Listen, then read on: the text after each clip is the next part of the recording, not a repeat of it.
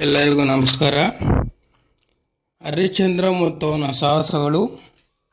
ಒಂದು ಹೊತ್ತಿನಲ್ಲಿ ಒಂದು ಸಣ್ಣ ಹಳ್ಳಿಯಲ್ಲಿ ಹರಿಶ್ಚಂದ್ರ ಎಂಬ ಹುಡುಗನಿದ್ದ. ಅವನು ತುಂಬ ಧೈರ್ಯಶಾಲಿ ಮತ್ತು ಸಾಹಸಿಕ ವ್ಯಕ್ತಿಯಾಗಿದ್ದನು.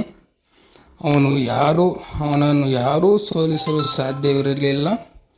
ಒಂದು ದಿನ ಅವನು ತನ್ನ ಸ್ನೇಹಿತನಿಗೆ ಹೇಳಿದನು, ನಾನು ದೊಡ್ಡ ಸಾಹಸದಲ್ಲಿ ಪಾಲ್ಗೊಳ್ಳುವೆ. ಇದೊಂದು ನನ್ನ ಜೀವನದ ಅತ್ಯಂತ ರೋಚಕ ಅನುಭವವಾಗಲಿದೆ ಎಂದು. ಹರಿಶ್ಚಂದ್ರನನ್ನು ಕಂಡು ಅವನ ಸ್ನೇಹಿತನು ಹೇಳಿದನು, ನೀವು ಹೇಗೆ ಎಷ್ಟೊಂದು ಸಾಹಸಗಳನ್ನು ಮಾಡುತ್ತೀರಿ?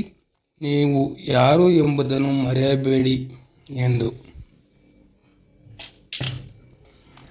ಆದರೆ ಹರಿಶ್ಚಂದ್ರನು ತನ್ನ ನಿರ್ಧಾರದಲ್ಲಿ ನಿಂತು, ನನಗೆ ಹೇಗಾದರೂ ಬೇಕಾದ ಸಾಹಸಗಳನ್ನು ಮಾಡಿದ ನಂತರ ನಾನು ಅನೇಕ ಕಥೆಗಳನ್ನು ಹೇಳಲು ಕಾದು ಹೋಗುತ್ತೇನೆ ಎಂದನು. ಹರಿಶ್ಚಂದ್ರನು ಹಳ್ಳಿಯಿಂದ ಹೊರಟು ಕಾಡು ಕಡೆಗೆ ಹೋಗಲು ನಿರ್ಧರಿಸಿದನು.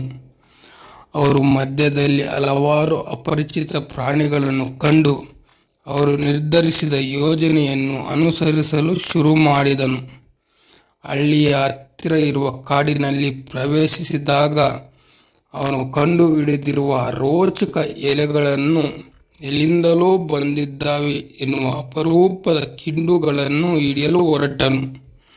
ಹರಿಶ್ಚಂದ್ರ ಅವುಗಳನ್ನು ಹತ್ತಲು ಹೈನುಗಳಾಗಿ ಮತ್ತೆ ತನ್ನ ಸಾಹಸಿಕ ಹೈನುಗಳಿಗೆ ಸೇರಿಕೊಳ್ಳುವ ಮೂಲಕ ಮೊದಲ ರೋಚಕವಾದ